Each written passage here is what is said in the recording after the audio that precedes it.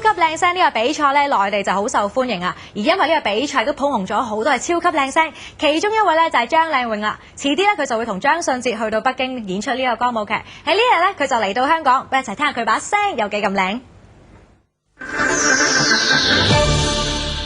最近兩地嘅電影交流活動就有好多啦，咁亦都有好多國內嘅演員同歌星嚟到香港發展。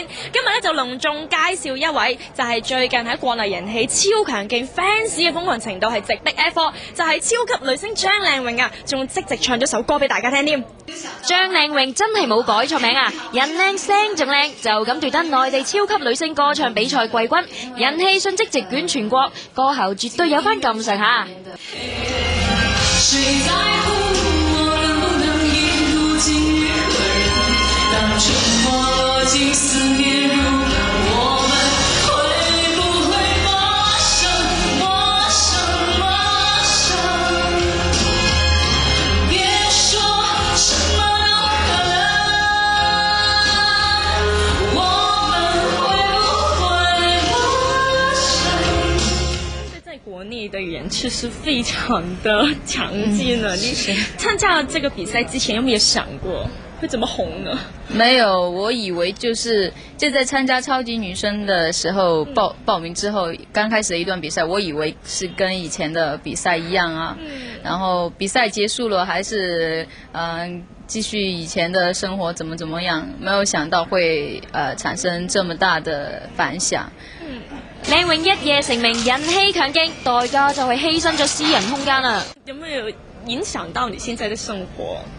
有啊，我以前是很喜歡逛街的，雖然什麼都不買，是比較喜歡走路，就是逛街就順便運動啦。現在就沒有這個機會，只能在住家附近隨便走走，都沒有什麼好看的。有沒有很多 fans 在你家的附近在等你啊？對啊，我家的我就家面前的一堵牆已經被粉絲刻滿了字。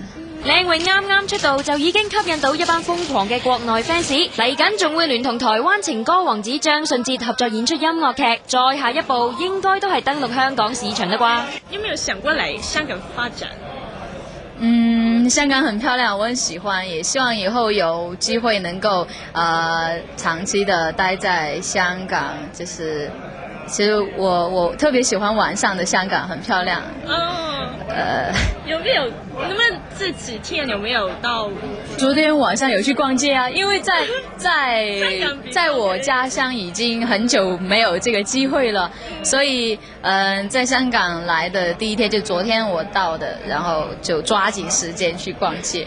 同場仲見到霍震霆先生，佢大仔霍啟剛嘅女友郭晶晶自從回歸國家隊之後，就好少再有佢哋兩個一齊嘅消息或者蹤跡，難怪令人猜測佢哋兩位嘅感情轉淡啦。到底是否屬實？當然就要問下霍生啦。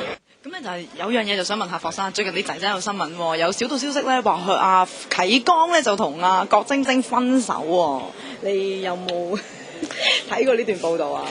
冇啦，最近我都自己公職都比較多啦，我諗好多時間冇啦，細仔啲嘢我都有時。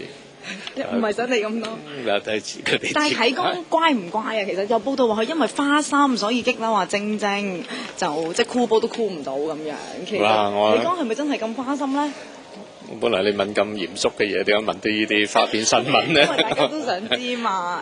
其實你可以為仔仔澄清下，因為都好多對佢唔係幾好嘅報導咁樣。所以我時都話資訊發達，好多時好多新聞我喺報紙都傳媒睇出嚟嘅。